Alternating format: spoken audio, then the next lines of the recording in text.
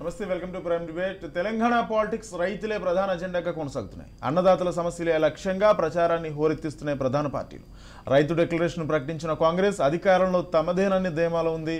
కాంగ్రెస్ వస్తే ధరణి తీసేస్తామంటూ PCC chief Revanth చేసిన వ్యాఖ్యలు. మరోవైపు కాంగ్రెస్ వస్తే పెన మీద నుండి పొయ్యిలో పడ్డట్టు అవుతుందని అంటున్నారు బీఆర్ఎస్ లీడర్. కాంగ్రెస్ రైతు బంధు ఇవ్వొద్దని ధరణి తీసేస్తామని అంటుంది. ప్రజల్లోకి తీసుకువెళ్తున్నారు గులాబీ బాస్ కేసీఆర్. అయితే కరెంట్ పై రేవంత్ చేసిన కామెంట్స్ ను కూడా ప్రస్తావిస్తున్నారు సీఎం. అసలు ఎన్నికల్లో రైతులు ఎవరి పక్షం? బీఆర్ఎస్ పాలనలో వ్యవసాయం పండగ అయిందా, దండగ అయిందా? ఇక స్పెషల్ డిబేట్లో ఇదే అంశం మీద డిస్కస్ చేద్దాం. మనతో పాటు డిస్కషన్లో పాల్గొనడానికి బండా శ్రీనివాస్ గారు ఉన్నారు బీఆర్ఎస్ నుంచి, అదేవిధంగా భవానీ రెడ్డి గారు కాంగ్రెస్ పార్టీ ప్రతినిధి, అదేవిధంగా రామ్మోహన్ రావు గారు అనలిస్ట్, అదేవిధంగా కర్ణ శ్రీనివాస్ గారు జనసేన పార్టీ నుంచి స్టూడియోలో అందుబాటులో ఉన్నారు. నమస్తే అండి. భవానీ రెడ్డి గారు నమస్తే. నమస్తే అండి. మేడం నమస్తే. ఎందుకు అంటే ప్రధానంగా బీఆర్ఎస్ పార్టీ మొదటి నుంచి ముఖ్యమంత్రి కేసీఆర్ కానీ ఇతర పార్టీ నేతలు కానీ మంత్రులు కానీ ఎమ్మెల్యేలు కానీ అందరూ కూడా రేవంత్ రెడ్డి చేసిన వ్యాఖ్యలు, అదేవిధంగా ఉత్తమ్ కుమార్ రెడ్డి చేసిన వ్యాఖ్యలు, కాంగ్రెస్ వస్తే రైతులే నష్టపోతారు, రైతులకి దగా జరుగుద్ది అంటూ రైతులనే టార్గెట్గా చేసుకుంటూ ముందుకు వెళ్తున్నారు. ఇది మొత్తంగా కాంగ్రెస్కి డ్యామేజ్ చేసే అంశమేనా, లేకపోతే మీకేముండదా? అట్లా ఏం లేదు, జనాలకు అర్థమైపోయింది. వాళ్ళు ఎంతవరకు కావాలో కంటెంట్ కట్ చేసుకుంటూ బిట్స్ ప్లే చేసుకుంటూ అనవసరపు డ్రామాలు చేస్తున్నారని జనాలకు అర్థమైపోయింది. ఇప్పుడు గతంలో ఉచిత విద్యుత్ ఇచ్చింది కాంగ్రెస్ పార్టీ, ఫీ రియంబర్స్మెంట్ చేసింది కాంగ్రెస్ పార్టీ, ఆరోగ్యశ్రీ సేవలు తెచ్చింది 108. ఇన్ని ఉండగా కూడా మేము అసలు మా మేనిఫెస్టో ప్రకటించినప్పటి నుంచి వాళ్ళకు నిద్ర లేకుండా అయిపోయి ఇవన్నీ చేస్తూ ఉన్నారు. రైతులకు ఏకకాలంలో రుణమాఫీ చేసింది కాంగ్రెస్ పార్టీ. వీళ్ళు వచ్చినాక ఏం చేసిందని ఇంతవరకు వాళ్ళ హామీ ఎలక్షన్ 2014 మేనిఫెస్టోలో పెట్టినే చేయలేదు, 18 మేనిఫెస్టోలో పెట్టినా కూడా చేయలేదు. సో ఏకకాలంలో రుణమాఫీ అని చెప్పింది చేయలేదు. తక్కువకు ఇవన్నీ చెప్పుకుంటూ వచ్చిండ్రు, ఆచరణకు సాధ్యంగానే అని ఏమీ చేయలేదు. మేము ఇచ్చిన గతంలో కాంగ్రెస్ పార్టీ ఇచ్చిన భూములు ఏవైతున్నాయో అవన్నీ కూడా గుంజుకుంటున్నారు ధరణి పోర్టల్ తీసుకొచ్చి.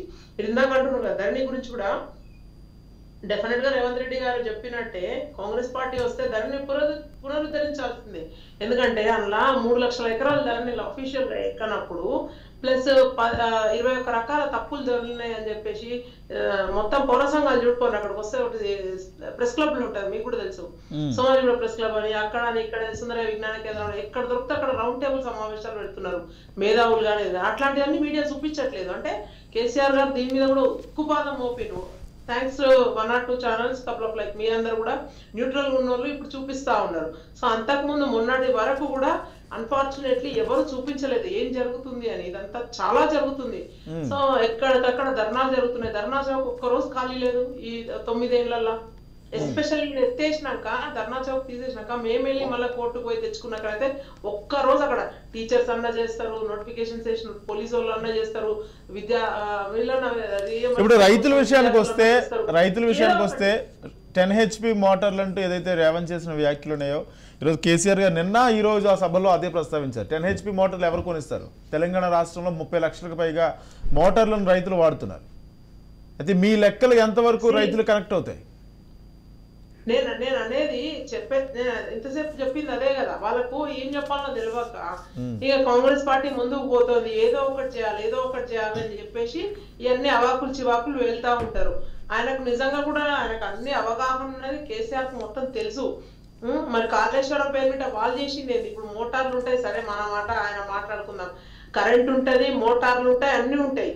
నీళ్ళు ఎక్కడ ఉంటున్నాయి? ఇప్పుడు ఆయన అంత ప్రతిష్టాత్మకంగా కట్టినాక నీళ్లు, ఇప్పుడు అన్న నీళ్లు నింపొద్దని అన్ని బరాజులను ఖాళీ చేసినాక నీకు ఎండాకాలం నీళ్ళు ఎక్కడి, తర్వాత మిగతా యాసంగికి నీళ్ళు ఎక్కడి? వాళ్ళు ఇష్టం వచ్చినట్టు అట్లా మాట్లాడుతూ ఉన్నారు. మేము కూడా మాట్లాడతాం. ఇప్పుడు తాగునీరు లేదు. ఇప్పుడు నెక్స్ట్ మంత్ నుంచి ఎలక్షన్స్ కనుక ఇంకో నెల తర్వాత వచ్చింటే వీళ్ళకి సుక్కలు కనబడుతుండే. ఆ రిపోర్ట్ ను కూడా వాళ్ళకి నాకు తెలిసి కేంద్రంతో వీళ్ళు ఏదో మ్యానిపులేట్ చేసి ఇంకా మొత్తం ఆపి ఉంటారు. ఆ సిడిఎస్ఏ ఇచ్చిన రిపోర్ట్ మీద కూడా మేము ఇంకా కూడా ముందుకు వెళ్తా ఉన్నాం. దాని మీద వాళ్ళు ఏమన్నారు క్లియర్ గా, ఆ 2 పిల్లర్లు 3 పిల్లర్లు మళ్ళీ కట్టాల్సిందే, తర్వాత మిగతా ప్రాజెక్టులలో కూడా నీళ్లు నింపొద్దు అన్నారంటే ఏంది? ఏదో జరిగి ఉంటదనే కదా. తర్వాత అన్నారం దగ్గర కూడా బుడగలు వచ్చినాయి, అందరు చూసింది కదా. సో మరి ఈయన ఏం చేసుకోవాలంట? మేము ఉల్టా అటాక్ చేయలేకన్నా ఆయన చెప్పుగా తిరుగుతా ఉంటే జనాలు అందరు చెప్పుతో కొడుతున్నారు. ఊళ్ళలోకి పోతే తెలుస్తుంది అందరికి. మొత్తం ఎంత ఎంత కరప్షన్ 30% కమిషన్ అని కాళేశ్వరము అందరికీ కూడా ఎవిడెన్సెస్ తో ప్రూవ్ అయినాయి కదా. రాత్రి అంచనాలు పెట్టి ఏమైనా సిద్దిపేట బస్ స్టాండ్ కాడ ఎవరన్నా సిగరెట్ ఇప్పిస్తారేమో, ఎవరన్నా భోజనం పెడతారేమో చూసిన వాళ్ళకు ఇలా 100 కోట్ల హెలికాప్టర్లు ఎట్లొచ్చినాయి, సొంత హెలికాప్టర్లు ఎట్లొచ్చినాయి, ఎట్లా తిరుగుతున్నారు, అన్ని ఆస్తులు ఎట్లొచ్చినాయి, 600 కోట్ల బంగ్లా ఎట్లా కట్టుకుంటాడు, 400 ఎకరాల ఫామ్ హౌస్ ఎట్లా కట్టుకున్నాడు, ఇవన్నీ ఆస్తులు ఎక్కడి నుంచి వచ్చినాయి రాష్ట్ర ప్రజలు గమనిస్తలేరా? మొత్తం కరప్షనే. దీనికి తోడు ఆ బీజేపీ వాళ్ళు ఏమి అనరు, అన్నుండి కూడా చూస్తూ ఉంటారు. మరి మన రాష్ట్రం వాళ్ళ కేంద్ర పరిధిలో రాదా ఏంది మరి నాకు అర్థమే కాదు. ఏమనంటారు వచ్చిపోతారు, ఒకసారి వచ్చి పీసీ సభ పెట్టిపోతారు, ఇంకోసారి కేసీఆర్ ఏమి అనరు. మగళ్ళ పైగా వీళ్ళేమో వాళ్ళేమన్నా పెడితే దానికి ఎస్ అంటారు. డిమానిటైజేషన్ టెస్ట్, జిఎస్టీ అని టెస్ట్, మీకు తెలుసు అన్ని దేనికైనా ఓకే అంటారు.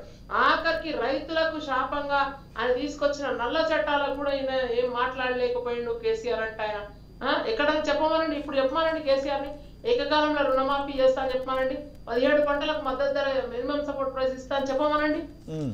అవన్నీ చెప్పారు. 7,000 బకాయిలు ఉన్నాయి పిఆర్ రియంబర్స్మెంట్, అవి కడతా అని చెప్పమనండి. ఎస్ మేము చెప్తా ఉన్నాం, ఇవన్నీ మేము వస్తే డెఫినెట్ గా పునరుద్ధరిస్తామని చెప్తా ఉన్నాం. మా ఎజెండా మమ్మల్ని గెలిపిస్తుందని అంటా ఉన్నాం. వాళ్ళకి ఇంకా ఏం చేయాలో తెలియక ఇవన్నీ అవాకులు చివాకులు వెళ్తా ఉంటారు. ఓకే, బండా శ్రీనివాస్ గారు నమస్తే. నమస్తే సార్. ఏంటి సార్, ఏంటి ఎక్కడ బీఆర్ఎస్ ప్రచారంలో చూసినా సరే ముఖ్యమంత్రి కానీ మంత్రులు కానీ మీరు కానీ రైతులనే టార్గెట్గా చేసుకుని ఈసారి ఎలాగైనా నెగ్గడానికి రైతులనే ప్రధాన అస్త్రంగా ఎంచుకున్నారా? అదే కనపడుతుంది. అసలు ఈ దేశంలో రైతులకు తెలంగాణ ప్రభుత్వం కేసీఆర్ గారు చేసిన దానికంటే ఎవరు ఎక్కువ చేశారు సార్? కేసీఆర్ గారిని విమర్శిస్తున్నారు. ఎందుకు సార్? రైతు బీమా పెట్టినందుక, రైతుకు లాభం చేసినందుక ఏం చేస్తారు? ఒక నిమిషం కంటిన్యూ సార్. బంధు పెట్టినందుక, రైతు బీమా పెట్టినందుక, రైతులు వెనకట్లాగా కాంగ్రెస్ 50 ఏళ్ళు పరిపాలించింది, చెప్పులు లైన్లో పెట్టి భోజనం చేసిన సందర్భాలు మర్చిపోయేలా. అక్కడ రాత్రిపూట కరెంట్ పెట్టడానికి పోతే షార్ట్ కొట్టి చనిపోయిన వాళ్ళ సంఖ్య వేలల్లో ఉన్నది, అది మర్చిపోయేలా. ఏం చేసింది సార్ ఈ కాంగ్రెస్ 50 సంవత్సరాలలో? అది చేయలేకనే కదా కేసీఆర్ గారిని 2 సార్లు ఎన్నుకొని 3వసారి 100% మళ్ళీ ముఖ్యమంత్రి పట్టం కట్టడానికి రెడీ ఉన్నది ఈ రైతాంగమే. రైతులే సార్ ఇప్పుడు కేసీఆర్ గారిని గెలిపించేది. ప్రతి ఎకరాకు నీళ్ళు అందిస్తున్న ప్రభుత్వం కేసీఆర్ గారి ప్రభుత్వం కాదా? గుండె మీద చేసుకొని చెప్పండి. గతంలో మేపత్తులు ఉన్నట్టు ఈ రోజు కానీ దేని కానీ కొదవలేకుండా రైతు బీమా, రైతులకు సంబంధించిన ప్రతి ఒక్కటి కూడా చేసింది కేసీఆర్ గారే. ఎందుకంటే ఇతోధికంగా రైతే ముఖ్యమంత్రి కాబట్టి రైతులకు ఏ మాత్రం నష్టం లేకుండా చేస్తున్నటువంటి ప్రభుత్వం ఈ రోజు ఒక తెలంగాణ రాష్ట్రాన్ని చూసి ప్రతి రాష్ట్రం కూడా మేము మాకు కూడా కేసీఆర్ గారి పాలన కావాలని చూస్తా ఉన్నారు. ఇది నిజం కాదంటారా? మేడం గారు చెప్పిళ్ళు 3 చెప్పిళ్ళు, ఫీజు రియంబర్స్మెంట్, తర్వాత మెడికల్ ఒకటి, తర్వాత ఇంకేదో, ఈ 3 చేసింది. మేము కాదంటలేము. అది రాజశేఖర రెడ్డి గారు ఉన్నప్పుడు అవి చేసిండ్రు, అది అందరు ప్రజలు ఒప్పుకున్నారు. ఓకే, కానీ దాని తర్వాత ఎప్పుడన్నా మీరు ఏమన్నా ఇప్పుడు ముఖ్యమంత్రి చెప్పగలుగుతారా మేడం మీరు? ఇప్పుడు మా ముఖ్యమంత్రి కల్వకుంట్ల చంద్రశేఖరరావు గారు, మీ ముఖ్యమంత్రి పేరు చెప్పండి. అయ్యో, మీ ముఖ్యమంత్రి అంటారేంటి? రాష్ట్రానికి ముఖ్యమంత్రి అయినా మీ పార్టీ అధినేత కావచ్చు కానీ కాబోయే ముఖ్యమంత్రి అని మేము చెప్తున్నాం. మీరు కాబోయే ముఖ్యమంత్రి ఎవరో పేరు చెప్పండి. అట్లా కాంగ్రెస్ పార్టీలో ఆ సంస్కృతి లేదండి శ్రీనివాస్ గారు. లేదు కాబట్టి కాంగ్రెస్ పార్టీ సంస్కృతి మేడం, కాంగ్రెస్ పార్టీ సంస్కృతి ఏంటంటే 5 నుంచి 10 మందిని మార్చే ముఖ్యమంత్రుల జాబితా ఉంటది. పోటీకి మాత్రం 12 మంది వస్తారు. కానీ డిబేట్ అవ్వద్దు శ్రీనివాస్ గారు. ఒక నిమిషం శ్రీనివాస్ గారు, గతంలో ఒకసారి గవర్నమెంట్ ఇస్తే 5 ముఖ్యమంత్రులు మార్చారు. రైట్, ఒక నిమిషం కరుణ గారు. ఏంటి అసలు ఒక నిమిషం భవానీ గారు, లేదు మనం డిబేట్ అవ్వద్దు. ఒక నిమిషం శ్రీనివాస్ గారు, ఒక నిమిషం భవానీ గారు, ఒక నిమిషం. కరుణ గారు ఏమంటారంటే, ఒక పక్క బీఆర్ఎస్ కాంగ్రెస్ ఏదో ఒక మేనిఫెస్టోతో ముందుకెళ్తుంటే, ఇప్పుడు ఉమ్మడి బీజేపీ జనసేనకు సంబంధించి కనీసం మేనిఫెస్టోని కూడా ప్రకటించిన పరిస్థితి కనిపిస్తుంది. ఈరోజు వాళ్ళిద్దరూ రైతులకి సంబంధించి మాటలైనా చెప్పిన పరిస్థితిలో బీజేపీ జనసేన అసలు రైతుల ప్రస్తావన ఎందుకు మాట్లాడడం లేదు? ఈవేళ కేంద్ర ప్రభుత్వం రైతు పక్షపాతి ప్రభుత్వం, రైతుకి ఎప్పుడు కూడా న్యాయం చేస్తూనే వెళ్తుంది. ఈవేళ 75 సంవత్సరాల కాంగ్రెస్ పాలనలో రైతుకి చేసింది ఏమీ లేదు. ఈవేళ ఎన్ని కష్టాలు పడ్డారో. ఈవేళ తెలంగాణ ప్రాజెక్టులు చూస్తే ఏ రోజైనా కాంగ్రెస్ అన్ని సంవత్సరాలు పరిపాలన చేసినప్పుడు రైతుల కోసం ఆలోచించి ఎక్కడైనా ప్రాజెక్ట్ పూర్తి చేసిందా? అలాగే ఇప్పుడు టీఆర్ఎస్ ప్రభుత్వం రైతులకు అది చేస్తా ఉన్నాడు. ఇప్పుడు మేనిఫెస్టోలో రిలీజ్ చేశారు, రైతు రుణాలు మొత్తం మాఫీ చేసి ఎలక్షన్కి వెళ్ళమనండి. ఎక్కడైనా వెళ్తున్నారా? ఈవేళ పవన్ కళ్యాణ్ గారు ఇవాళ బీజేపీకి మద్దతు ఇచ్చినప్పుడు ఇవాళ తెలంగాణ రాష్ట్రంలో ఎన్నికలకు వెళ్తారు. ఇవాళ కుక్కడపల్లిలో నెంబర్ 1 స్థానంలో ఇవాళ జనసేన పార్టీ ఉంది. అదేవిధంగా రైతుల కోసం ఆలోచించే అధికారం ఉన్నా లేకపోయినా తన సొంత డబ్బుల్ని 30 కోట్ల రూపాయలు కౌలు రైతులు 1 లక్ష రూపాయలు ఇచ్చిన ఏకైక నాయకుడు పవన్ కళ్యాణ్. ఈ రాజకీయ నాయకులు కౌలుకి తప్ప ఎక్కడైనా ఒక రైతు కష్టం ఉన్నాడని చెప్పి ఒక 10,000 రూపాయలు తన జేబులో డబ్బులు ఎక్కడైనా ఇచ్చాడా? ఎక్కడైనా సరే 1% ఈ రాజకీయ నాయకుల్లో ఈ టీఆర్ఎస్ అయినా కాంగ్రెస్ అయినా ఉండే ఎవరైనా సరే ఈవేళ రైతుల కోసం ఆలోచించేది ప్రధాని మోడీ కాబట్టి అతనికి కంపల్సరీ మద్దతు ఇవ్వాలని పవన్ కళ్యాణ్ గారు రైతు పక్షపాతి, రైతుల కోసం ఆలోచించే వ్యక్తి. ఎందుకంటే తన కూడా రైతుగా తన ఫామ్ హౌస్లో ఒక పంట పండించే ఒక రైతుగా రైతు కష్టాలు తనకు తెలుసు కాబట్టి రైతుల కోసమే ఆలోచిస్తాడు. రైతు జీవితాలు ఎలా కష్టాలు ఉన్నాయో ఇప్పటికీ చూద్దాం. తెలంగాణ వ్యాప్తంగా కొన్ని మహబూబ్ నగర్లో కాంగ్రెస్ వస్తుంది బాగుందని చెప్పి మేడం గారు అన్నారు. ఈవేళ మహబూబ్ నగర్లో ఎంతమంది రైతులు ఆత్మహత్యలు చేసుకున్నారు, ఎంతమంది రైతులకి ఇబ్బంది పడుతున్నారు. ఈవేళ రైతు అనేవాడు పంట పని వదిలేసి మన హైదరాబాద్లో వాచ్మెన్గా ఉంటున్నారు. ఇవాళ రైతులను ఎక్కడ ఆదుకుంటున్నారు? రైతులు ఆదుకుంటున్నాం అంటే దానిలో రైతు బంధు అనే పథకం పెట్టింది బడా రైతులకి. ఈవేళ ఎకరాలు ఉన్న వాళ్ళకి ఉపయోగపడుతుంది తప్ప సామాన్య రైతుకి ఎక్కడ ఉపయోగపడతలేదు. రైతు కష్టం అనేది ఏం తెలిసింది? ఈవేళ ఎంతోమంది ఆత్మహత్య చేసుకున్నారు, తినడానికి తినలేని పరిస్థితుల్లో ఉన్నారు. ఈవేళ పంట పండించడానికి సరైన నీళ్లు అందట్లేదు. కారణం ఎవరు? కాంగ్రెస్ పరిపాలన అప్పుడు చేసిన పొరపాటు కదా. ఇవాళ ఈ ప్రభుత్వం గద్దెనెక్కిన తర్వాత ఏదో చేస్తాను అని రైతుల కోసం ఆలోచిస్తాను, రైతు అనుక్షణం రైతు అనే విధంగా వినాదంతో వెళ్తున్నారా? ఈవేళ ఈ 2 ప్రభుత్వాలు మొట్టమొదటిగా చేయవలసిన పని ఏంటి? రైతు రుణాలు మొత్తం మాఫీ చేయమనండి. రైతు రుణాలు మాఫీ చేసి రైతుల కష్టాలను చూసి, రైతుల యొక్క బాధలను చూసి, రైతు కష్టాలు ఒక పొలంలోకి వెళ్ళమండి. పొలంలో ఎన్ని పొలాలు ఎండిపోయి ఉన్నాయి. ఇప్పుడు మహబూబ్ నగర్ ఉన్నాయి, కరీంనగర్ ఉన్నాయి. ఈవేళ ఖమ్మంలో చూస్తే ఎన్ని పొలాలు ఎండిపోయి ఉన్నాయి చూడండి. అసరాపేట చూడండి, ఎన్ని పొలాలు ఎండిపోయి ఉన్నాయి. నీళ్లు అందుతున్నాయా? ఇప్పుడు రైతుల కోసం ఆలోచిస్తానని చెప్పి రైతుల కోసమే వినాదం ఎత్తుకొస్తున్నారు కదా. ఇన్ని సంవత్సరాలుగా స్వతంత్రం వచ్చిన కానీ కాంగ్రెస్ పరిపాలన ఉంది. ఎంతవరకు రైతులకు న్యాయం చేసింది? రైతు కష్టాలు ఏ ప్రభుత్వం ఏ మాత్రం అధికారంలోకి వచ్చినా సరే వాళ్ళ మాటల వరకే తప్ప రైతుల గురించి ఆలోచించే ఏ ప్రభుత్వం లేదు. కానీ పవన్ కళ్యాణ్ గారు, రామ్మోహన్ గారు అంటే ఏంటి ఏమంటారు? ఒక పక్క బీఆర్ఎస్, మరో పక్క కాంగ్రెస్. ఈ లోపమో జనసేన బీజేపీకి సంబంధించి మేనిఫెస్టో కూడా ప్రకటించిన నేపథ్యంలో మేము రైతుల వైపే ఉన్నాం, రైతులకు సంబంధించి చాలా చేసాం, కేంద్ర ప్రభుత్వం ఇప్పటికీ చేస్తూనే ఉంది, కిసాన్ యోజన అంటూ అదంటూ ఇదంటూ ఆ విషయాలన్నీ ప్రస్తావిస్తున్నారు. ఏంటి అంతిమంగా రైతుకు సంబంధించి ఏం న్యాయం జరగబోతుంది? తెలంగాణ ఎన్నికల సందర్భంగా మొత్తం అన్ని పార్టీలు రైతుల గురించి, రైతుల చుట్టూ తిరగడం అయితే చాలా సంతోషం అనిపిస్తున్నారు. ఎందుకంటే మొత్తం మీద ఎజెండా రైతు ఎజెండాగా అందరు మంచిదే, నష్టమైంది.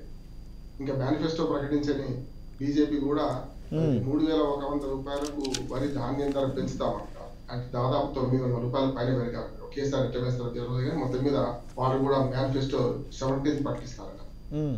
ఇవన్నీ చూస్తుంటే నాకు మిగతా అన్ని పార్టీల వాదనలు వింటే నాకు గుర్తుకొస్తుంది. అంటే కట్టమంచి రామలింగారెడ్డి గారని మనకు ఆంధ్ర యూనివర్సిటీ వైస్ ఛాన్సలర్ ఉన్నప్పుడు ఆయన దగ్గరికి 2 ప్రొఫెసర్లు వచ్చారంట. ఒకరి మీద ఒకరు వేరుగా చాడీ చెప్పుకోవడానికి. వేరుగా నిన్న వారి వైస్ ఛాన్సలర్ ఆ ఇద్దరిని ఒకేసారి పిలిపించి మీ ఇద్దరు నిజమే చెప్తున్నారు, మీ ఇద్దరు బయటకు పోండి అని తీసేశారు. అంటే ఇద్దరు చాడీ చెప్పుకోవడం, ఇద్దరు ఒకరి లోపాలు ఒకరు చెప్పారు కనుక ఇద్దరు తప్పేం తెలిసి. కానీ తెలంగాణ సమాజానికి అన్ని పార్టీలు ఒకరి మీద ఒక ఆరోపణలు చేసుకుంటూ మొత్తం మీద అర్ధ సత్యాలు అసత్యాలు కలిగి చెప్తున్నారు. అందుకని తెలంగాణ అభివృద్ధి జరగలేదా అంటే తప్పు.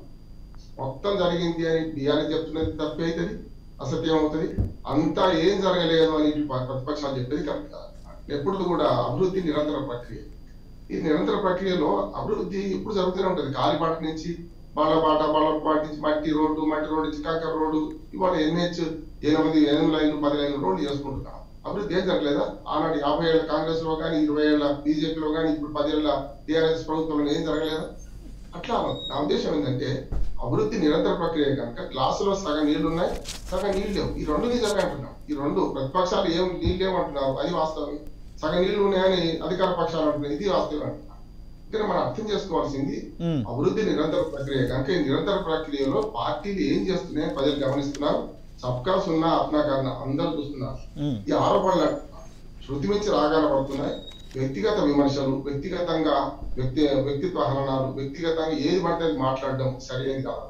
ఇప్పటికీ చూస్తున్నాం, ప్రజలు చాలా గమనిస్తున్నారు. పార్టీలో అసహించుకుంటారు.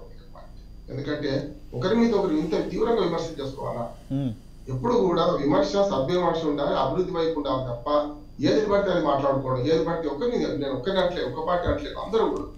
ఇక రైతుల పక్షపాతి ఎవరు కాదు అని రైతులను ఖాయం చేసుకోవడానికి అన్ని పార్టీలు ప్రయత్నం చేస్తున్నాయి. కొన్ని మంచి పథకాలు స్పష్టంగా రుణమాఫీ కంటే మనకు మన రైతు బంధు చాలా సమగ్రమైంది, మంచిది. అందరం అందకపోవడం అనే విషయానికి వస్తే భూస్వాములకు అందుతుందన్న కాంగ్రెస్ పార్టీ ఇవాళ వాళ్ళు 15,000 ఎందుకు పెంచారు? అసలు ఏ పార్టీ అయినా ఈ అభివృద్ధిలో భాగంగా ఇప్పుడు ఏదైతే టీఆర్ఎస్ అమలు చేస్తున్న పథకాలు ఒక్కటైనా రద్దు చేస్తా చెప్పగలుగుతారా? ధరణి తీసి బంగాళా కథలు పడేసిన తర్వాత సంగతి. కానీ అభివృద్ధి పథకాలు ఇవన్నీ సంక్షేమ పథకాలలో వీటిని ఒకరి నుంచి ఒకరు వేలంపాట పడుతున్నారు తప్ప ఒక్కటన్నా ఇది బాగాలేదు దీన్ని రద్దు చేస్తాం అంటారు కదా. అంటే కొనసాగింపు కోసం రాజకీయాలా, లేకుంటే కొత్త దాని కోసం రాజకీయాలా? ప్రజలకు ఏది అవసరమో దాన్ని తీర్పుదామా, లేకపోతే ఈ సంక్షేమం పేరు మీద అన్ని అనుచిత ఉచితాలు మనకి ఇద్దామా? ఆలోచించాలి రాజకీయ పార్టీకి కూడా. ఇవాళ విద్య, వైద్యము, ఆరోగ్యము వీటి గురించి పట్టించుకోకుండా ఏ ప్రభుత్వం లేదు. ఖచ్చితంగా అట్లా కూడా డెవలప్ అయింది కాదంటలేదు, కానీ కావలసినంత కావడం లేదు. బడ్జెట్ దానికి కేటాయించాల్సింది అందుకని జరగాల్సింది. ఇది రైతుల చుట్టూ రాజకీయం అంటే ఇవాళ రైతులు తెలివి మీద, రైతులు గతంలో లాగా లేరు, ఏది బట్టి అది చేస్తాం వీల్లేరు. కానీ అందరూ రైతు పాటలు పాడుతున్నారు. దాంతో పాటు కుల రాజకీయాలు, మత రాజకీయాల నుంచి మెల్లమెల్లగా కుల రాజకీయాలకు వస్తున్నది. ఇప్పుడు బీజేపీ మన ప్రధానమంత్రి గారు వచ్చి 2 మీటింగ్లు పెట్టారు. ఒక మీటింగ్ ఏమో బీసీ ముఖ్యమంత్రి చేస్తాను, ఒక మీటింగ్ ఏమో వర్గీకరణ గురించి. నేను రెండింటిని అంటున్నాను. ఇప్పటికి కూడా మొదలు బండి సంజయ్ని తీసేసిన దాని తర్వాత నష్ట నివారణ చర్యగా ఇది తీసుకుంటున్నారా బీజేపీ వాళ్ళు, లేకపోతే నిజంగా బీసీ మీద ప్రేమ ఉందా? రామ్మోహన్ గారు ఒక కన్ఫ్యూజన్ అయితే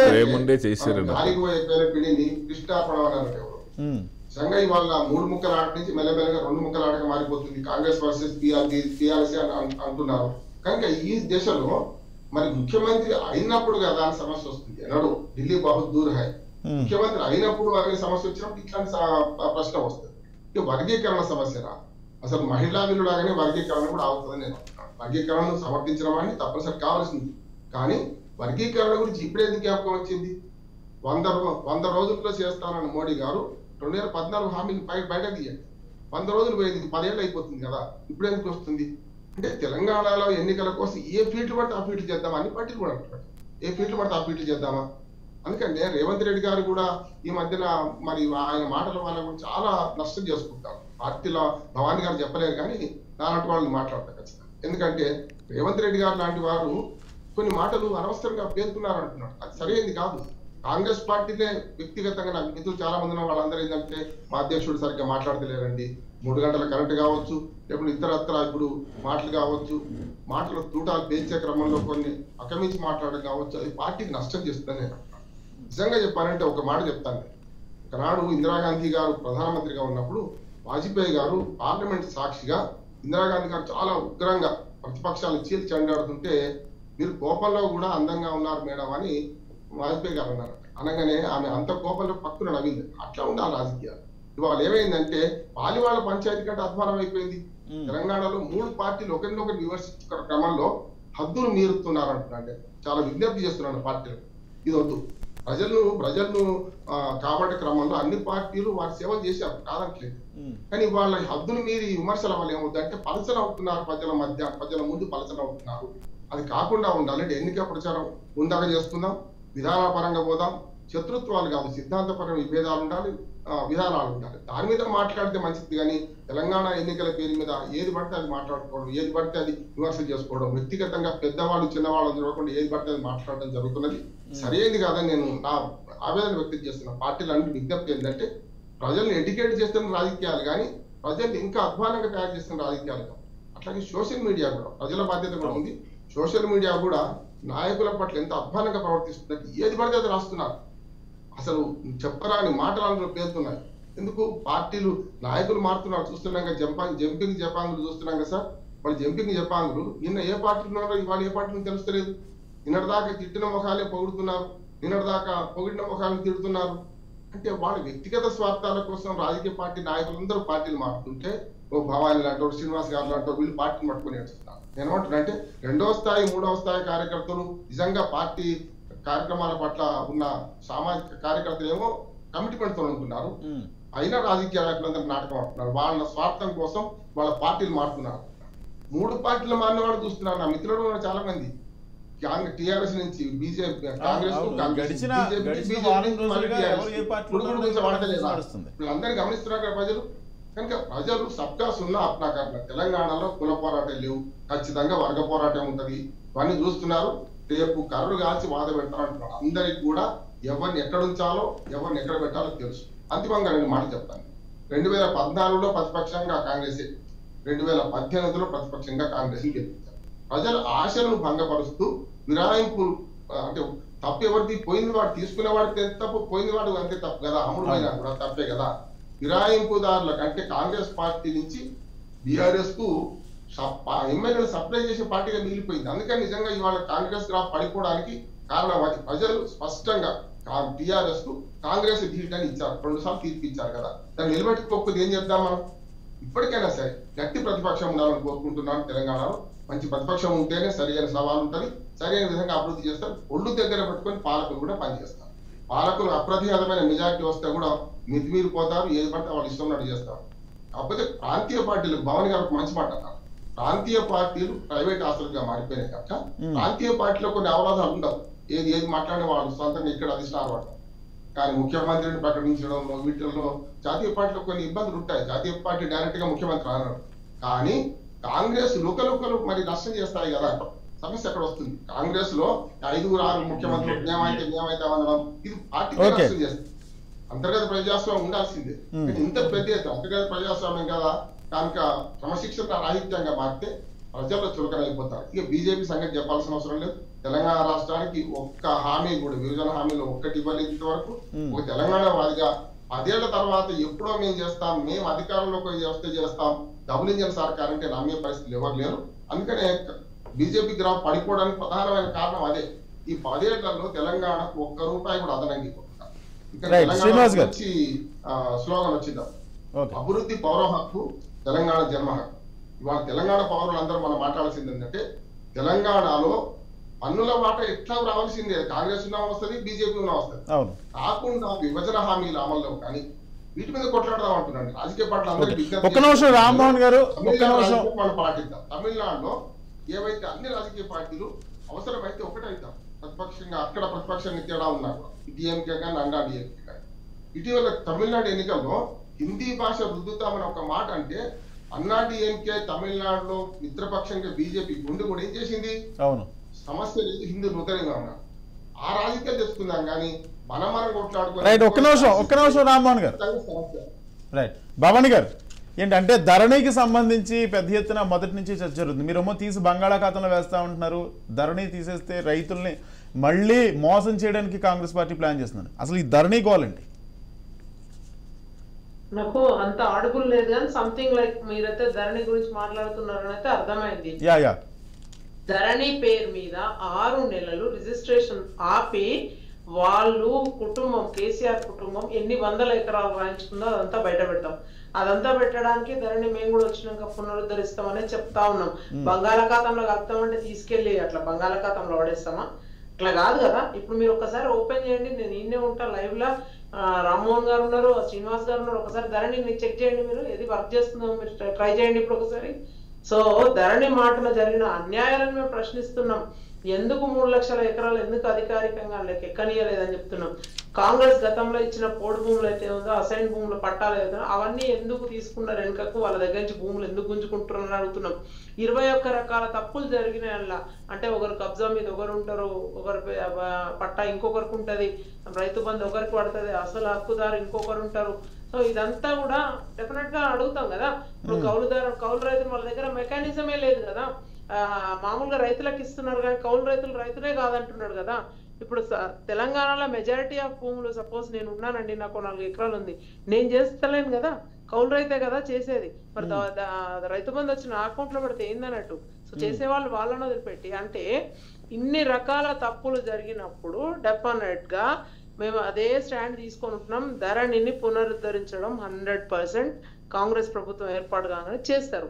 ఎందుకంటే నేను ఇవన్నీ చెప్పిన అన్ని కూడా రెక్టిఫై చేయడానికి, లేదంటే గెట్ల పంచాయతీ అట్లనే ఉంది, తన్నుకొని వస్తున్నారు, ఒక్కరికొకరు ఊళ్ళలోకి పోతే మొక్కలు చూసుకునే పరిస్థితి లేదు. ఇంతకుముందు నా పేరు మీద ఉన్నా మీరు వ్యవసాయం చేసుకుని మీ పేరు మీద ఉన్నా చేసుకుంటున్నాము, అది పెద్ద ఎవరి పేరు మీద ఒకరి పేరు మీద ఉందిలే అన్నట్టుకున్నాం. ఇప్పుడు అట్లా కాదు, వీళ్ళు భూములకు ఎట్లా కెనాల్స్ వస్తున్నాయి, అప్పొస్తున్నాయి, ఇప్పొస్తున్నాయి అనుకుంటా ఇష్టం వచ్చినట్టు భూములకు కూడా రేట్లు పెంచిండ్రు. అంతకుముందు గతంలో తక్కువ ఉండే ఊర్లలో ఇప్పుడు భూమి కొనే పరిస్థితి కూడా లేదు. సో ఇట్లాంటి టైంలో చంపుకోవడమే శరణ్యం అయిపోయింది. పచ్చ గడ్డేస్తే బగ్గుమంటుంది అన్నదమ్ముల మధ్యలో. సో ఆయనకి ఏం తెలుసు, ఒకసారి పోదాం పాండ్రి, ధరణి వాళ్ళే ఓడగొడతారు అంటున్నా. ఇప్పుడు ధరణి బాధితులే ఓడగొడతాం మిమ్మల్ని, మేమేమో అనక్కర్లేదు, వాళ్ళే అంటారు మేము ఓడగొడతాం. ఎందుకు ఓడగొడతారు అంటే లాజిక్, ధరణి వచ్చిన తర్వాత ఏ ఒక్క వ్యక్తి కూడా భూములు అన్యాక్రాంతం కాకుండా రైతులకు సంబంధించి చాలా సెక్యూర్ చేసామని ప్రభుత్వం చెప్తుంది. వాళ్ళకి ఇంకా మెకానిజమే లేదండి. నేను అనేది ఏంటంటే, ఇప్పుడు సపోజ్ ఒక బిగ్గెస్ట్ ఒకటి ప్రాబ్లము, మీ పేరు మీద భూమి ఉంటే మీరు అమ్మిన తర్వాత నా దాంట్లోకి వచ్చిన తర్వాత స్టిల్ మీకే రైతు బంధు పడుతుంది. ఇంకా కూడా అట్లాంటివి అన్ని చాలా ఉన్నాయి. నేను అనేది మొత్తం ఒకటి కాదు, చెప్పిన కదా 21 టైప్స్ ఆఫ్ మిస్టేక్స్ ఉన్నాయి అందులో. 1 by 1 చెప్పుకుంటా వస్తే ఇలా డిబేట్ సరిపోదు. సో నేను అనేది ధరణిని మాత్రం డెఫినెట్ గా అదొకటి చేస్తాము. 2 లక్షల రుణమాఫీ ఏకకాలంలో చేస్తాము. 200 యూనిట్ వరకు మహిళలకు గృహజ్యోతి పథకం కింద యూనిట్ గా అదే 200 యూనిట్ల వరకు ఫ్రీ ఇస్తాము పవర్. తర్వాత ఆర్టీసీ బస్ ప్రయాణం, ఎందుకంటే మహిళా సాధికారికత కోసం అవసరం. ఎందుకంటే ఆ మహిళలు బయటికి వెళ్ళి గో గెట్టర్స్ అనే టైప్ గా మేము కూడా మాకే తక్కువ అని ఒక ఇన్ఫీరియారిటీ కాంప్లెక్స్ పోయి వాళ్ళు కూడా సుపీరియర్ అవుతారు. అంటే సమానత్వం వచ్చేస్తుంది, వాళ్ళు కూడా బయటికి పోయి ఉద్యోగాలు చేసుకుంటారు. ఇట్లాంటివన్నీ కూడా మంచి పథకాలు పెట్టినాము. తర్వాత 500కే గ్యాస్ సిలిండర్ అని వీళ్ళు ఇప్పుడు అంటారు, ఇవన్నీ చేయడానికి మీ దగ్గర డబ్బులు ఎక్కడి అన్నారు. మరి మేము 15,000 అనగానే మీరు 16,000 ఎట్లా అంటారు? మరి గతంలో మేము 2,000 అనగా 2,016 అంటారు, 3,000 అనగానే 3,016 అంటారు. అంటే వాళ్ళు చేస్తారేమో ఒకటి, వేరే వాళ్ళకేమో సాధ్యం కాదు. ఎస్ సాధ్యం అవుతుంది అని కూడా చెప్పినాం మేము. 2,66,000 కోట్లు లాస్ట్ టైం బడ్జెట్. ఇప్పుడు బడ్జెట్ వచ్చేసి 23-24 ఇయర్ కి 2.99 lakh crores. మాకు ఇవన్నీ మేము చెప్పిన పథకాలన్నీ చేయడానికి విత్ స్టాట్స్ అండ్ నంబర్స్ రమ్మంటే 1 by 1 చెప్తా ఉంటాం. మొత్తం 52,000 కోట్లు అయితే సరిపోతుంది. ఎందుకంటే వాళ్ళు ఇచ్చే దళిత బంధుకి ఏమో డబ్బులు ఉంటాయంట, తర్వాత గిరిజన బంధు కానీ ఒకటి మీరు కానీ మాట్లాడుతున్నాగండి, మైనారిటీ బంధుకు పైసలు ఉంటాయంట, మేము చేస్తే ఎట్లుంటాయని అంటారు. ఇది ఎక్కడ మళ్ళీ మరి సిలిండర్ కూడా మేము 500 కనగానే వాళ్ళు ఇప్పుడు 400కే ఇస్తారట. అంటే వీళ్ళు ఏమన్నా గ్యాస్ బాయిల్ ఏమన్నా చదువుతున్నారా? ఇక్కడ కాళేశ్వరం ప్రాజెక్ట్ కట్టినట్టే బొగ్గు మీద ప్రాజెక్ట్ కట్టిన, ఇసుకల ప్రాజెక్ట్ కట్టిన, అట్లేమన్నా దీన్ని కూడా ఏమన్నా చేస్తున్నారా? రాత్రికి రాత్రే బాయిల్ ఏమన్నా చదువుతున్నారా? 400కి ఎట్లా ఇస్తారండి? అది వీళ్ళు చేసేటి అన్ని ఆచరణకు సాధ్యం కాని హామీలన్నీ ఉంటాయి వీళ్ళు చేసేటి. చెప్పండి. నేను ఏమంటానంటే, ఒక పక్క మీ పథకాలు 6 గ్యారంటీలు అది సక్సెస్, కర్ణాటకలో సక్సెస్ అయిందా లేదా, లేకపోతే ఇక్కడ మళ్ళీ ప్రకటిస్తున్నారా అని బీఆర్ఎస్ వస్తుంది. అది పక్కన పెడితే బీఆర్ఎస్ కూడా మేనిఫెస్టోకి సంబంధించి సంక్షేమాలు, అంటే మీరు సంక్షేమాలు ఎక్కువగా పెట్టి వాళ్ళు సంక్షేమాలు పెట్టి ఇక్కడ అభివృద్ధికి సంబంధించి ఏ విధమైన హామీ ఇస్తారు? అంటే సంక్షేమాలన్నీ ఆ ఖజానా నుంచి ఖర్చు ఖర్చే తప్ప. పరంగా చెప్తున్నా కదా, పిల్లలు చదువుకుంటే వాళ్ళు అభివృద్ధి వైపు పయనమవుతారు, వాళ్ళ కొనుగోలు శక్తి పెరుగుతుంది, వాళ్ళకు ఉద్యోగాలు వస్తాయి. ఏకకాలంలో ఉద్యోగాలు అని చెప్తున్నాం. ఇంకా ఉద్యోగ కల్పన ఉండాలి కదా. ఇప్పటికే చదువుకున్న వాళ్ళు చాలా మంది ఉన్నారు రాష్ట్రంలో, చదువుకున్న యువత చాలా మంది ఉన్నారు. రిజిస్టర్ అయి ఉంటే వాళ్ళకు ఉద్యోగాలు లేవు. నేను చెప్తా ఉన్నా కదా, మొత్తంగా వాళ్ళు ఇస్తూనే ఉంటారు హామీలు. కేసీఆర్ ఇచ్చే హామీలు జనాలు నమ్మే పరిస్థితులు లేదు. అదే అన్న, ఆ యువతకి మీరెలా భరోసా కల్పిస్తారు? దళితులకు 3 ఎకరాలు ఇస్తాం. వినండి, దళితులకు 3 ఎకరాలు ఇస్తున్నారా? అదేమన్నా ప్రోడక్టా? Is it a manufacturing good? ఏదన్నా చేస్తున్నామా? మనం తయారు చేసేదా? ఫ్యాక్టరీలో పెట్టి మిషన్లలో పెట్టి తిప్పితే 3 ఎకరాలు బయటకు వస్తుందా? రాదు కదా. తెలిసి ఆచరణకు సాధ్యం కానీ హామీ ఇచ్చిన తర్వాత సభలో నిండు సభలో ఏమన్నాడు? ఎంత ఉంటే అది ఇస్తాం. 1 ఎకరం ఉంటే ఎకరంన్నర ఉంటే ఇట్లా ఇష్టం వచ్చినట్టు మాట్లాడి ఎవరికి ఏమి ఇయ్యలే ఎక్కడ కూడా. సో తూతూ మంత్రంగా జరిపిస్తారు. KG to PG విద్య అన్నాడు. ఏం చేసిండు? ఉన్న స్కూల్స్ కే రంగులేసి అవి గురుకుల పాఠశాలలు అంటాడు. మిషన్ భగీరథ అంటాడు. ఉన్న వాటర్ ట్యాంక్లకే మిషన్ కాకతీయ అంటాడు. ఉన్న వాటర్ ట్యాంక్లకు బ్లూ కలర్ వేసేసి అది మిషన్ భగీరథ అయిపోతుంది. ఆల్రెడీ ఉన్న పైప్ లైన్లను అవుతారు, PVC డకోటా పైపులు వేస్తారు, గాల్వనైజ్డ్ పైప్స్ ఉంటాయి. అంటే విధ్వంసం తప్ప వీళ్ళు చేసింది ఏం లేదనలా. ఏదైనా పథకం తెచ్చినంటే స్కీమ్ అంతే, దాని వెనకాల స్కామ్.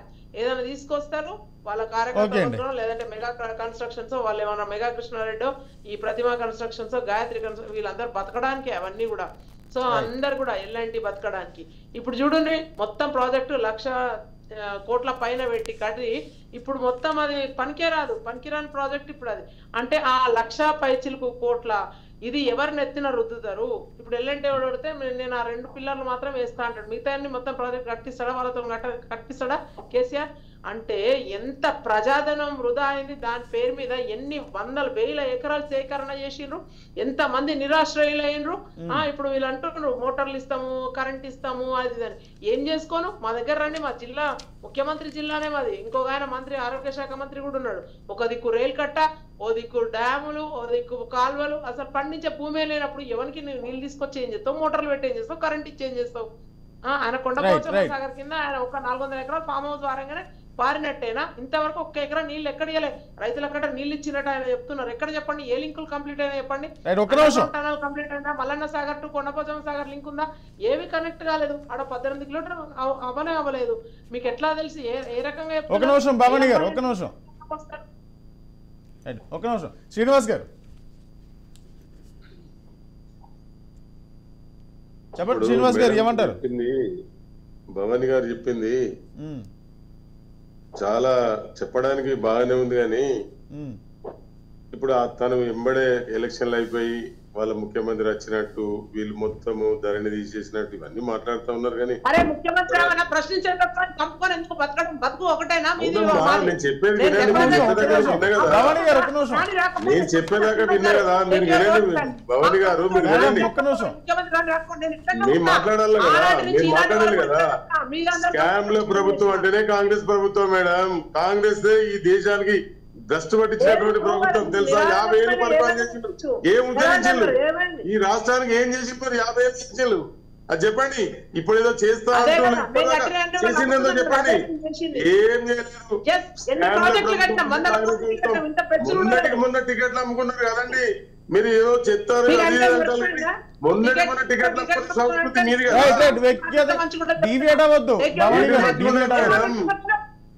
భవానీ గారు ఒక్క నిమిషం. పేపర్లలో అవే కదా మేడం వచ్చినాయి కదా, పేపర్లలో వచ్చినాయి అవే కదా. ఇప్పుడు ఏదైనా వస్తుంది మేడం. నేను చెప్పేది వినండి. మీరు మీరు అమ్మకి అన్నం పెట్టరాడు కానీ పిన్నికి బంగారు గాజులు ఉన్నట్టున్నది మీ పరిస్థితి. మీ మాటలు బట్టి చూస్తుంటే అవన్నీ బట్టి ఈ రోజు ఏదన్నా పేదలకు ఇంత సాయం చేసిందంటే అది కేసీఆర్ గారి ప్రభుత్వమే. మీరు ఏ రంగంలో చూసుకోండి, ఏ రంగంలో చూసినా కూడా ఈ 10 సంవత్సరాలు చేసినటువంటి 50 ఏళ్ళు 70 ఏళ్ళు పరిపాలించారు. ఏం చేసి చెప్పాలి? సరే ఓకే, ఇదంతా పక్కన పెడదాం. మీరు పరిపాలిస్తున్నటువంటి రాష్ట్రాలలో మీరు ఇప్పుడు పెడతాను 6 స్కీమ్లు పెట్టండి, చూస్తా. రేపు అన్నం చేసి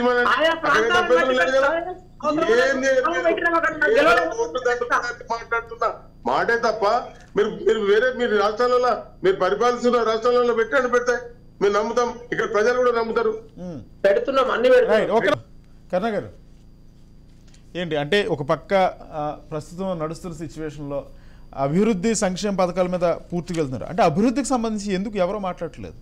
డెవలప్మెంట్ ఏ విధంగా తీసుకొస్తారు? ఇప్పటికే రాష్ట్రంలో ఓకే, మీరు చెప్పినది నాకు అర్థమైంది. ఇప్పుడు వాళ్ళు మాట్లాడింది కూడా నాకు అర్థమైందండి.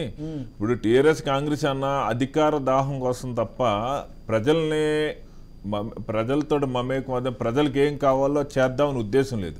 ఇప్పుడు టీఆర్ఎస్ అవినీతి చేసింది అన్నారు, మరి కాంగ్రెస్ మొద్దు నిధుల్లో ఉందా? ఎందుకు అడగలేదు? అవినీతి చేశారన్నారు. ఇప్పుడు వాళ్ళ మీద సిబిసిఐడి ఎంక్వైరీ చేయించండి. ఎందుకు చేయించట్లేదు? వాళ్ళ మీద అవినీతి చేశారు, ప్రాజెక్టుల పేరు చెప్పి దోచుకున్నారన్నారు.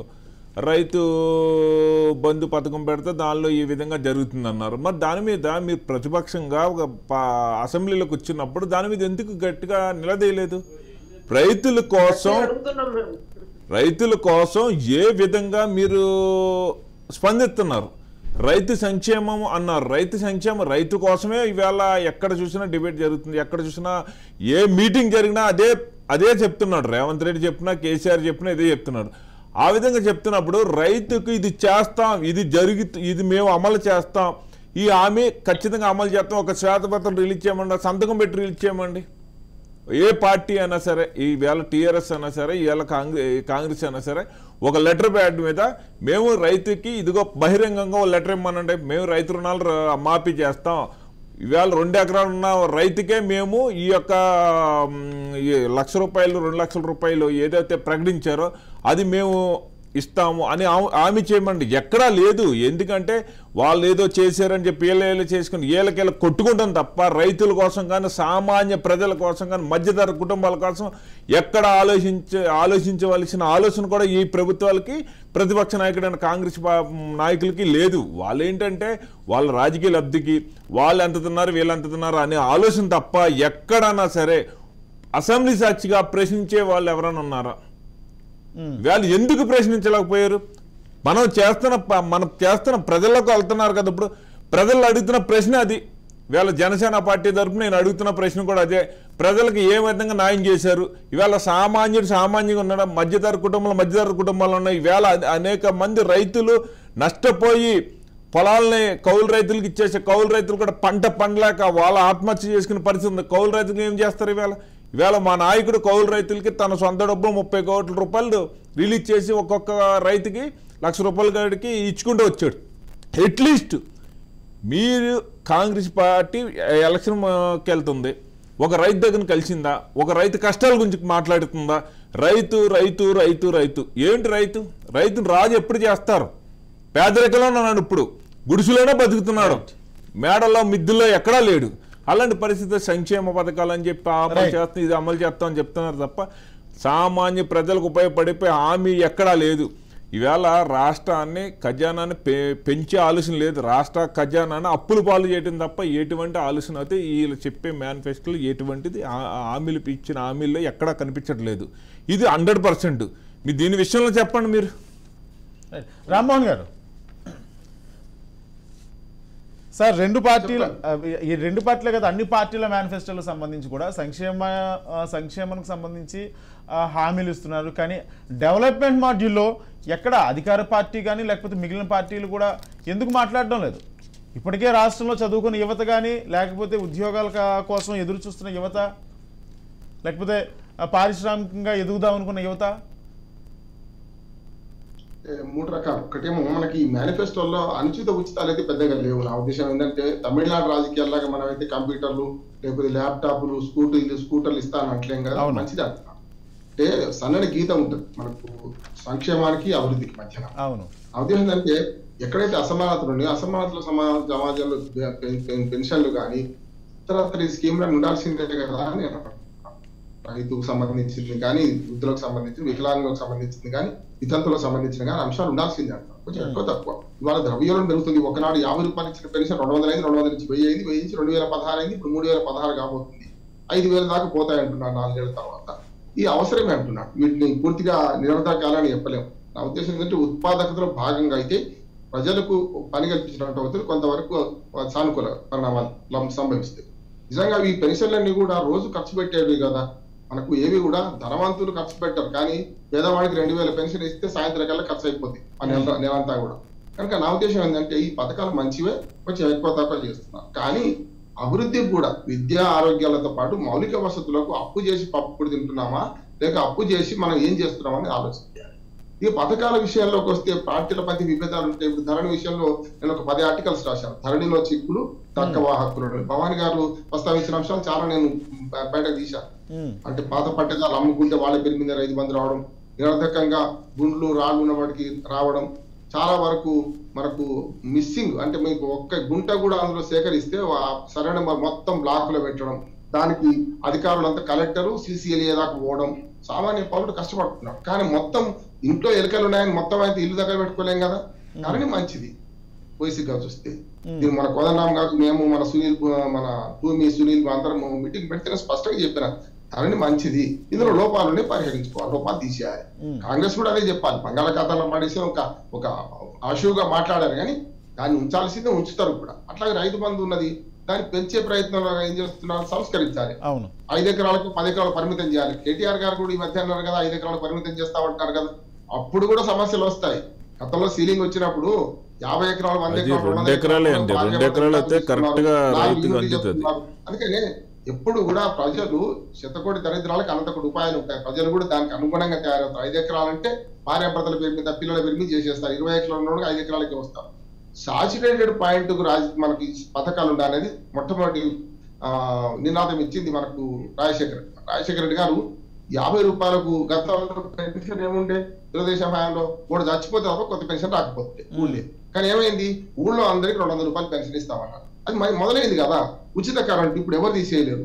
ఇవాళ రైతు బీమా తీసేయలేరు, రైతు బంధు ఎవరు తీసేయలేరు. కొన్ని పథకాలు శాశ్వతంగా ఉండిపోయేది. కేసీఆర్ గారు కూడా 2-3 సార్లు అన్నారు ఏమనంటే ఆరోగ్యశ్రీ అంత మంచి పథకం లేదు, దాన్ని రాజశేఖర రెడ్డి గారు ప్రారంభించామని తీసేయము, ఖచ్చితంగా దాన్ని ఉంచుతామన్నారు. ఫీ రీఎంబర్స్మెంట్ మంచిది. కానీ ఏమైంది, కొన్నిటికి పాత ప్రభుత్వాలు చేసిన ఎంత తప్పేనా కాదు కదా, కొత్త ప్రభుత్వాలు చేసేంత మంచి కూడా కాదు. కనుక మనం ఏం చేస్తారంటే ప్రజలు బేరీజ్ వేసుకుంటారు, రాజకీయ పార్టీలు బేరీజ్ వేసుకుంటారు. దేని ద్వారా ఇప్పుడు రాజకీయ పార్టీలు సన్యాసుల మఠాలు కావు, వాళ్ళ రాజకీయం వాళ్ళకు ఉంటుంది. ఇవాళ బీసీ ముఖ్యమంత్రి అన్నా, రేపు పొద్దున వర్గీకరణ అన్నా బీజేపీ ఎలాంటి ఆశించకుండా వచ్చిందా? ప్రధానమంత్రి గారు మొన్న అన్నారు నేను మిమ్మల్ని ఏం అడగడానికి రాలేదన్నారు, అన్ని అడుగుతున్నారు, అయిపోయింది. బీఆర్ఎస్ ని దీన్ని గంగలు కలపండి, నన్ను గెలిపించండి అన్నారు. అందుకని ఈ రాజకీయాలు ఎన్నికలప్పుడు అన్ని మాటలు మాట్లాడతారు అందరు కూడా. ఇవాళ కొత్త కూడా డబ్బులు పంచడం కొత్త కాదు, గతంలో ఆరోపణలు కొత్త కాదు. 51, 52 ఎన్నికల్లో ఒక చిన్న విషయం చెప్తాను. గతంలో కాంగ్రెస్ పార్టీ వాళ్ళు పంచలు పంచిండ్రట 51, 52 ఎన్నికల్లో. అప్పుడు పీడీఎఫ్ కు భవన్ గారికి కూడా బాగా తెలుసు, పీడీఎఫ్ కు మనకు చేయి గుర్తుండే. ఇప్పుడు కాంగ్రెస్ గుర్తు అప్పుడు పీడీఎఫ్ ఉంటే progressive democratic front, communist party నిషేధ పార్టీ. అప్పుడు వాళ్ళు పంచలు వస్తుంటే ఈ నిషేధిత పార్టీ ఏదైతే పీడీఎఫ్ చేస్తుందో వాళ్ళకు చేతి గుర్తును అవమానిస్తూ కాంగ్రెస్ వాళ్ళు ఒక స్లోగన్ బయట పెట్టారు. అది ఉప్పలమ్మ. తెలంగాణలో ఒక సెంటిమెంట్ ఉంటుంది, ఉప్పలం పడుతుందిరా మీ ఇంట్లో చేయి గుర్తు ఓటేస్తాయి అన్న. కాంగ్రెస్ అనేది ఇప్పుడు అనుకోకుండా కాకతాళీయంగా దానికి కాంగ్రెస్ కి ఆ గుర్తొచ్చింది. కానీ వాళ్ళు కమ్యూనిస్టులు దీని సెంటిమెంట్ దెబ్బ కొట్టడానికి ఏమన్నారంటే వాళ్ళు పంచలు వంచిండ్రు కాంగ్రెస్ వాళ్ళు, అంగిబట్ట కూడా వచ్చింది పైనుంచి, దాన్ని దాచిపెట్టుకున్నారని వీళ్ళు అన్నారట. ఆనాడు డబ్బులు రాజకీయం ఉంది, ఆనాడు ఈ మనకు తాయిలాల రాజకీయం ఉన్నది లేదని కాదు, కానీ పెరుగుతుంది. రాను ఏమైందంటే వాళ్ళు సామాన్యుడు ఇప్పుడు గుణమే చేసుకుని చెప్పండి. ఇక్కడ కూర్చున్న ఎవరన్నా మనం ఎన్నికల్లో పోటీ పడే పరిస్థితి ఉందంటారా? నేను గజ్వేల్ నుంచి చేసిన 5 లక్షల రూపాయల ఖర్చుకు పెట్టిన 16,000 ఓట్లు మాత్రం వచ్చినాయి. కానీ నేనేమంటున్నానంటే ఇవాళ సామాన్యుడు రాజకీయాల్లోకి వచ్చే పరిస్థితి, కోట్ల రూపాయలు పెట్టిన వాడిని రాజకీయాల్లోకి వచ్చే పరిస్థితి ఉంది. చూస్తున్నాం కదా టికెట్లు వాళ్ళు అందరూ ఏడుస్తున్నారు, ఎందుకంటే మేము ధనబలం లేదని చెప్పి. ఇవాళ అంగబలం, అర్థబలం, కులబలం, ధనబలం అన్ని ఉంటేనే ఇవాళ రాజకీయాలు వచ్చే పరిస్థితి ఉంది. కొంచెం ఈ తీరు మారాలి. ఇవాళ తెలంగాణ ఎన్నికల్లో మిగతా తమిళనాడుకు ఆంధ్రప్రదేశ్ పోల్చుకుంటే మన పెరుగుట విరుగుట కోరిక అన్నట్టు సామాన్యుడు కూడా రాజకీయాలు పోటీ చేసే అవకాశాలు రావాలని కోరుకుంటున్నాం. దానికి పార్టీలన్నీ కూడా ఇక ఇక్కడ ఫుల్ స్టాప్ పెట్టాలి. ఇక లాభం లేదు, ఇంత దాటిపోతున్న ఎన్నికల ఖర్చులు కనుక సామాన్యుడు రాజకీయాలకు వచ్చే పరిస్థితి తీసుకొచ్చుకోవాలి. అది ప్రజలే దానికి కట్టుబాటు చేయాలని నేను భావిస్తున్నాను. అంటే రోజు రోజుకు పెరుగుతున్న ఎక్స్పెన్స్, లేకపోతే మీరు అన్నట్టుగా ఎన్నికల వాతావరణంలో డబ్బే ప్రధానంగా రాజ్యం వెళ్తున్న ఈ సిచ్యువేషన్ లో సామాన్యుడు అసలు వస్తాడా? ఈ రోజుల్లో రారు. నాకు నమ్మకం ఉంది. ఎందుకంటే పెరుగుట విరుగుట కరువు. రెండోది ఏంటంటే డబ్బులు బాగా ఖర్చు డబ్బు ఖర్చు పెట్టే కన్నా డబ్బుతో పాటు డబ్బు ఎంట్రీ ఫీజు అవుతుంది. ఇప్పుడు భవానీ గారు 40 కోట్లు ఉంటే సిద్దిపేట ఎమ్మెల్యేగా పోటీ చేస్తారు, లేవు కదా, సమస్య అక్కడ కదా. అందుకని ఇక్కడ డబ్బు క్రైటీరియా ఎప్పుడైతే పోటీ చేయరా ఎప్పుడు పోటీ చేయరా? జనసమితి చేశారు కదా, జనసమితి చేశారు కదా తెలంగాణ జనసమితి. అంటే భవానీ గారు లాంటి వాళ్ళే ఇవాళ పార్టీల కట్టి ఊరుకుంటున్నారు కదా. అనవసరంగా రాజకీయాల్లో బాలు బంతి గోడ కొడితే గోడ అవతల బంతి పడతలేదు, మా శక్తి అంతా సరిపోతలేదు. కనుక ఏం చేయాలి, ఊరుకుందాం. కనీసం ఉన్నంతలో ఉన్న ఫేర్ ఎలక్షన్ జరపడానికి వీలని. అంటే నేను అదే అన్నా, గోడ హైట్ రోజు రోజుకి పెరుగుతుంది తప్ప తగ్గట్లేదు. రాజకీయాలు ప్రవేశించాలంటే 2 ఎంట్రీ. ఒకటేమో డబ్బును చాలా తక్కువ ఖర్చు పెట్టి కూడా మంచి ప్రచారం చేయొచ్చు. 40 లక్షల రూపాయలండి వాళ్ళ అసెంబ్లీ తెలంగాణ అసెంబ్లీ ఎన్నికల్లో పోటీ చేస్తే 40 లక్షల రూపాయల వరకు అఫీషియల్ గా ఖర్చు పెట్టచ్చు. 40 లక్షలు అద్భుతాలు సాధించవచ్చు. ఎక్కడ ఖర్చు అవుతున్నాయి? డబ్బుల పంపిణీ, సారా పంపిణీ, తాయిలాలు, ఇతరత్ర కార్యకర్తలు చాలా మంది రాజకీయాల నుంచి వచ్చిన వాడిని కార్యకర్తలు వాళ్ళ ఇంట్లో దీన్ని మన ఇంట్లో పనిచేసేవాళ్ళు. ఇవాళ స్వంత పార్టీ కార్యకర్తలను కూడా రోజుకు 1000 రూపాయలు కూలి ఇస్తే తప్ప రాని పరిస్థితి ఉన్నది. గ్రామాలలో బయట కూర్చుంటున్నారు. ఏ పార్టీ వస్తే ఆ పార్టీ జెండాలు కాటవారు వేసుకుంటున్నారు. 1 గంట ప్రయాణం చేసి 500 రూపాయలు తీసుకుంటారు, మళ్ళీ వచ్చి కూర్చుంటున్నారు. ఎందుకు వచ్చింది ఇది అంటే కారణం ఏంటంటే డబ్బులు ఖర్చు పెడితే గెలుస్తామనే ఒక భావన ఉంది. స్పష్టంగా చెప్తున్నాను. డబ్బుల సంస్కృతి అలవాటు చేసిన పార్టీలు మారాలి, ప్రజలు కాదు. ప్రజలు ఏమనుకుంటారు? చచ్చిన దానికి వచ్చిందే కట్టం అనుకుంటున్నారు. మనం మారాల్సింది ఎవరంటే ఇచ్చేవాడు మారాలా, తీసుకునేవాడు మారాలా. మనం వాళ్ళ ఇంటికి పోయి ఇచ్చేస్తున్నాం, వాడు మన ఇంటికి వచ్చి అడుగుతలేదు, బిచ్చం అడుగుతలేదు. కనుక మనం చేయాల్సింది ఏంటంటే ఖర్చు పెట్టి అనవసరంగా అందరూ మోసపోవడం ఎందుకు, అందరం ఖర్చు పెట్టుకుందాం. దాంతో మనకు లాభం, ప్రజాస్వామ్యానికి లాభం అంట. నేను కేస్ స్టడీస్ కూడా ఉన్నాయి. నేను రాష్ట్ర వ్యాప్తంగా కేస్ స్టడీస్ డబ్బులు ఇవ్వమని పార్టీలు ప్రతిజ్ఞ చేసి డబ్బులు వంచకపోతే తప్పనిసరి ఎన్నికలలో వాళ్ళు ప్రజలు ఓట్లేసుకుని వస్తారు. కానీ ఎట్లా తయారు చేసిన ఓటర్లు అంటే మునుగోడు ఎన్నికల్లో వీధుల్లోకి వచ్చి, అంతకు ముందు హుజురాబాద్ ఎన్నికల్లో కూడా వీధుల్లోకి వచ్చి మాకు డబ్బు ఇవ్వకపోతే పరిస్థితిని ప్రజలకు తీసుకొచ్చిన అది మారాలంటున్నారు. పార్టీలు మారితే ప్రజలు మారుతారు. అంటే పార్టీలు నాయకులు మారడం పక్కన పెడితే ప్రజలు మారరు కదా. ప్రజలు మారుతారా? ఈరోజు డబ్బుల కోసం మీరన్నట్టుగా మన జరిగిన ఒక మాట చెప్తాం. ప్రజల అపరిమితమైన కోరికలు ఉంటాయి. మన కుటుంబంలోనండి 50,000 రూపాయలు జీతగానికి అమ్మాయి బండి కొనియమంటది, అబ్బాయి సెల్ ఫోన్ కొనియమంటాడు. మనం ఏం చేస్తాం? నిత్యావసరాలు వెళ్ళాలి, అవసరమైన కుటుంబం ఇంటి అద్దె వెళ్ళాలి, మనం చూస్తాం కదా. ఇదే అంతే. ప్రభుత్వాలు కూడా చేయాల్సిన పని అదే. ప్రజలకు అపరిమితమైన కోరికలు ఉంటాయి. ఆ కోరికలు అన్ని తీరుస్తామా? పరిమితమైన వనరులు ఉన్నాయి. దీన్ని ఎట్లా అనుసంధానం చేసుకోవాలి? ఇంతకుముందు పవన్ గారు చెప్పారు కదా 2,90,000 కోట్లు ఉన్నాయి. ఇవే కదా. దీన్నే ఏం చేసినా దీన్నే కదా. గుడుగుడు నుంచి ఇక్కడనే ఆడాలి కదా. ప్రభుత్వాలు పార్టీలు అర్థం చేసుకోవాల్సింది ఏంటంటే ప్రజలకు ప్రయారిటీస్ ఏవి? విద్య, ఆరోగ్యం, ఉపాధి, పరిశ్రమలు, వ్యవసాయం, ఇట్లా పోవాలి. ఇదంతా విడిచిపెట్టి సంక్షేమం కోసం లక్ష కోట్లు ఖర్చు పెట్టి మనకి అప్పులు చేసి మనకు అభివృద్ధి అంటే కాదు కదా. అది జరుగుతుంది. అందుకని నేను ఏమంటున్నానంటే పార్టీలు మారితే ప్రజలు మారుతారండి. ప్రజలు మారరు. ప్రజలకు సచ్చిన దానికి వచ్చిందే కట్టమనుకుంటున్నారు. ఇవాళ మాకు కావాలని కొట్లాట ఉంటుంది వాళ్ళది. వాళ్ళని మార్చాల్సింది రాజకీయ పార్టీలే. రాజకీయ పార్టీ శిక్షణా తరగతి నిర్వహించే గతంలో కాంగ్రెస్ పార్టీ అయితే శిక్షణా తరగతి నిర్వహించేది, కమ్యూనిస్ట్ పార్టీ నిర్వహించేది, టీఆర్ఎస్ కూడా నిర్వహిస్తుంది ఇవాళ. కనుక నేనేమంటున్నానంటే ప్రజలను మనం రెడీ చేసుకోవాలి. అమ్మా మన దగ్గర ఉన్న వస్తువు ఇది, పిండి కొద్ది రొట్టె, దీన్ని ఎట్లా చేసుకుందామని ఆలోచన చేయాలి. అట్లాంటి సంక్షేమాలు ఆపాల్సిన అవసరం లేదు. అభివృద్ధి సంక్షేమం 2 కళ్ళుగా సాగాల్సిందే. సమాజం ఉన్నంత రోజులు సమస్యలు ఉంటాయి. సమస్యలు ఎప్పటికప్పుడు కొత్త సమస్యలు వస్తుంటాయి. కానీ జనరలైజ్ గా ఒక విషయం అయితే చెప్పాలి అభివృద్ధి జరగాలి. ఒక విషయం చెప్పాలనుకుంటున్నాను. రాజకీయము దీన్ని అనుసంధానం చేయాల్సిన అవసరం ఉందని నేను భావిస్తున్నాను. అదే ఒక విషయం అయితే మీతో షేర్ చేసుకోవాలి. ఏదైతే ఇప్పుడు ప్రస్తుతం రాజకీయ పార్టీలు కూడా ఎన్నికల జరిగిన తర్వాత నెగ్గిన తర్వాత మళ్ళీ 3వ రోజు నుంచి మళ్ళీ రాజకీయాల కోసమే కదా మళ్ళీ వచ్చే టర్మ్. అందుకని నేనేమంటే ఎన్నికలకు మధ్య జరగాల్సింది మనం ఆలోచన చేద్దాం. ఎన్నికలు 1 డే క్రికెట్ మ్యాచ్ కాదు. ఇవాళ ఈ ఎన్నికలు ఎట్లా జరుగుతున్నాయంటే రేపు ప్రపంచ కప్ 19కి అయిపోతుంది. కానీ మన తెలంగాణ ప్రపంచ కప్ 30 దాకా నడుస్తున్నది ఇంకా. కనుక ప్రపంచ కప్ పోటీలు లాగానో 1 డే క్రికెట్ మ్యాచ్ లాగా చూడొద్దని నేను విజ్ఞప్తి. ఓట్లు వేయని వాళ్ళు చాలా మంది చదువుకున్న వాళ్ళు ఓట్లు వేస్తారు, నిరక్షరాస్యులు ఓట్లు వేస్తారు. చదువుకున్న వాళ్ళు ఓట్లు వేద్దాం, ప్రజాస్వామ్యం రక్షిద్దాం. ఏ పార్టీకి అవసరమైతే ఆ పార్టీకి వేద్దాం. ఇష్టం లేదనుకోండి, 4 మంచి వాళ్ళు కాదనుకుంటే నోటా ఉంది కదా మనకి, నోటాకి వేద్దాం. కనుక ఓటు వేద్దాం, ప్రశ్నిద్దాం.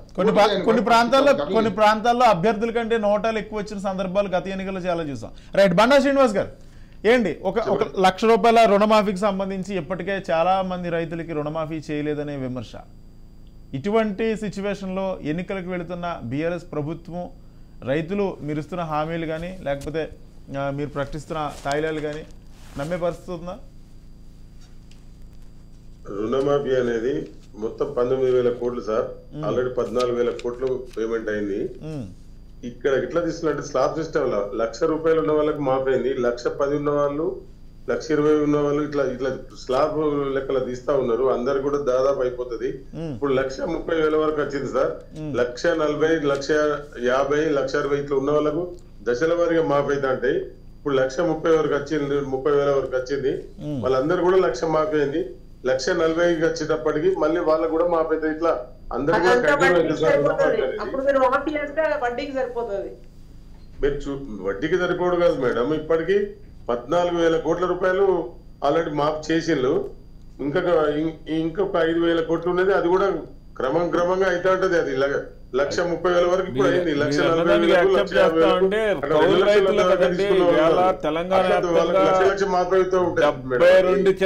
కౌలు రైతులు ఉన్నారు. మొత్తం రాష్ట్ర వ్యాప్తంగా 72% కౌలు రైతులు ఉన్నారు. ప్రజెంట్ రైతులు ఎవరు లేరు అక్కడ. శ్రీనివాస్ గారు, అసలు అవును కౌలు రైతుల విషయం ఏంటి? మీరు అన్నట్టుగా ఒకటి ప్రస్తుతం రైతు బంధు విషయం కూడా 100 ఎకరాలు 50 ఎకరాలు 100 ఎకరాలు ఉన్న పెద్ద పెద్ద భూస్వాములకు కూడా ఈరోజు రైతు బంధు అందుతున్న నేపథ్యంలో అసలు కౌలు రైతుల పరిస్థితి ఏంటి? ఎందుకు కౌలు రైతులను పట్టించుకోవాలని సిచ్యువేషన్? కౌలు రైతులు అంటే ఇంత ముందుకు ఇప్పుడు ధరణి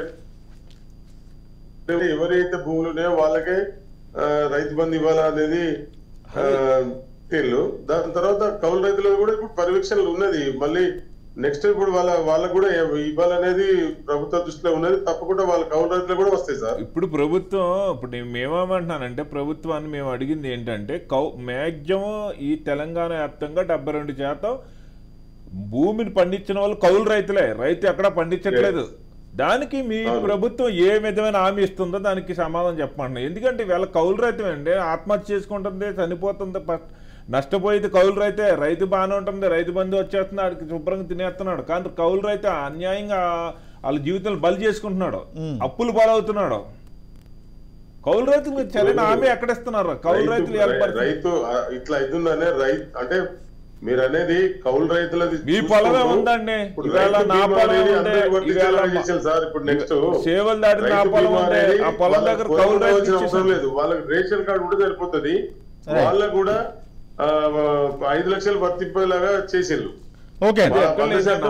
రేషన్ కార్డు సరిపోతుంది. రైతు బీమా వాళ్ళకు కూడా వర్తిస్తుంది. పొలం ఉండవలసిన అవసరం లేదు. పొలం ఉండవలసిందండి. జనసేన వాళ్ళు అడిగిన దానికి సమాధానం వచ్చిందంటే మీకు కౌలు రైతులను గుర్తించడంలో కష్టాలు ఉన్నాయి. గతంలో మన రక్షిత కౌలుదారు చట్టం ఉంది తెలంగాణలో. దానివల్ల ఏంటంటే కౌలుదారు పేరు రాస్తే భూమి వాళ్ళకి పోతే నోషన్ ఉంది కనుక ఎవరు కౌలు రైతుగా నమోదు చేయడానికి ఏ పట్టేదారు ఒప్పుకోరు. భవానీ గారు నేనే సరే మనం ఉన్న ఎవరైనా కూడా ఒప్పుకోరు. కనుక కౌలు రైతును గుర్తించడం ఎట్లా సమస్య వస్తుంది. నిజంగా కౌలు రైతుకు న్యాయం చేయాలంటే బీజేపీ వాళ్ళు ఈ మధ్య ఇప్పుడు రేపు మేనిఫెస్టో ప్రకటిస్తున్నారు 3,100 రూపాయలు వరి మద్దతు ధర ప్రకటిస్తారు. అది కరెక్ట్ అంటున్నారు. కౌలు రైతు ఏం చేస్తాడు? పంట పండించింది తీసుకెళ్ళి అమ్ముకుంటాడు కదా మార్కెట్ లో. అవును, ఆ పంట పండించిన ధర ఎవరికి రావాలి? కౌలు రైతుకే కదా. అవును, అక్కడ న్యాయం చేయండి. ఇది కరెక్ట్ అంటున్నాడు. బీజేపీ పాలసీలో ఇప్పుడు మంచి పాలసీ అంటున్నాడు. కౌలు రైతుకు న్యాయం జరగాలంటే 3,500 రూపాయల మద్దతు ధర ఉంటే వరి గిట్టుబాటు అవుతుంది, మంచి వరి లాభాలు వస్తుంది.